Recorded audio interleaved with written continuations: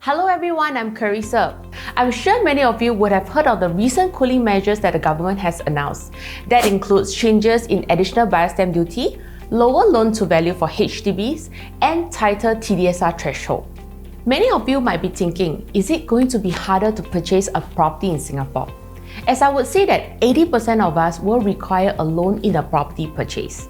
So today, I'm going to touch on the differences between the old and the new cooling measures and some of the different property loans for you to understand before a property purchase. So before we move into some examples that I'll be showing you, we need to first understand how TDSR works. There are three main components for TDSR. So the first one will be the age of the buyers that will determine the loan tenure. Second will be the income of the buyer. Third will be the interest rates that is fixed at 3.5%. So the key difference between the old and the new is that the government has lowered the limits from 60 to 55%. So the key question you might be wondering is, how does it affect you? So I'm going to illustrate in this example based on a 1 million property, buyer age 35, income $6,000, 75% loan and 30 years loan. So with the old measure, he can loan up to 800,000, which he only requires 750,000 loan for this property purchase. But because of that, he has more buffer to purchase a higher property if he wished to. Whereas for the new measures, he can only loan up to 740,000 and will need 10k more for the shortage that he's not able to take up the loan.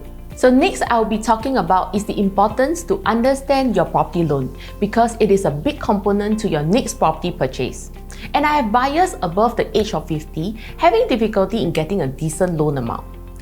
So for those buyers who think that you can't afford a property that you like, this video will be very useful to you. So let's go back to TDSR. Out of these three components, the only thing that can be changed is the loan tenure. And the loan tenure will be determined by the percentage of loan that you're taking in your next property purchase. So basically, there are two main types. First is a 75% loan and second is the 55% loan.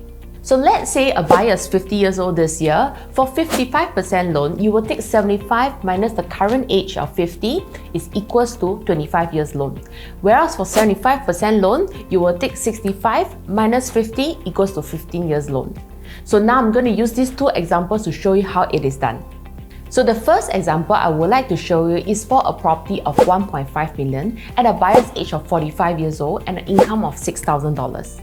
So based on this example, if the buyer is looking at 75% loan, which means that they can only take up a 20 years loan tenure, that will make up to a loan amount of 560,000 and a down payment of 940,000 with an installment of 2770.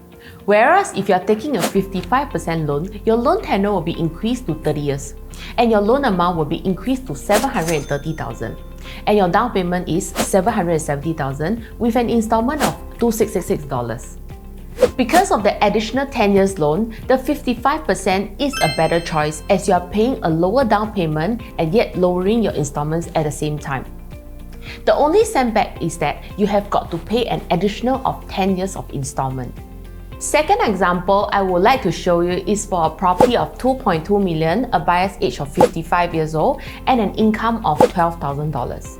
So based on this example, if the buyers were to look at 75% loan, which means to say that they can only take up a 10 years loan tenure. And that will work out to be a loan amount of $660,000 and a down payment of 1.54 million with an installment of $5,926. Whereas if you are taking a 55% loan, your loan tenure will be increased to 20 years and your loan amount will be increased to 1.13 million and your down payment is 1.07 million with an installment of $5,467. So based on these two examples, it only shows one thing, is that there are still ways to finance your dream home even with an increasing age and the new measures. So that's all for today guys. If you are keen to find out more, feel free to contact me. Once again, I'm Charrisa and I'll see you soon.